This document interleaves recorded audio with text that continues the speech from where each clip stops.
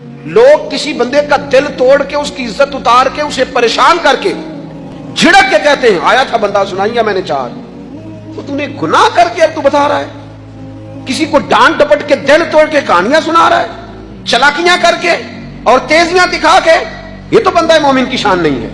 میرے کریم نے تو فرمایا نیکی تجھے سکون دے، اور جب تو گناہ کر کے غمگین ہو تو اس کا مطلب ہے تم مومن ہو۔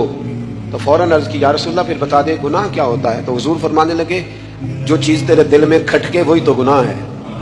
وہ جو چبھ رہی ہے نا، مومن کے دل میں غلطی چبھتی ہے، کھٹکتی ہے، اسے پریشان کرتی ہے یہ غلطی، اگر وہ چبھتی ہے تو پھر اس کا مطلب ہے وہ گناہ ہے۔ آج کل نا لوگوں نے گناہ کو گناہ سمجھنا چھوڑ دیا۔ کسی نے کہا تھا جنوں کا نام خرد رکھ دیا، خرد کا جنوں، جو چاہے آپ کا حسن کرشمہ ساز کرے، آپ جو چاہیں نام رکھیں، جو آپ کی طبیعت آئے آپ وہ کام کریں، آپ اپنی مرضی سے نیکی اور بدی کا معیار قائم کر لیں، یہ ٹھیک نہیں ہے۔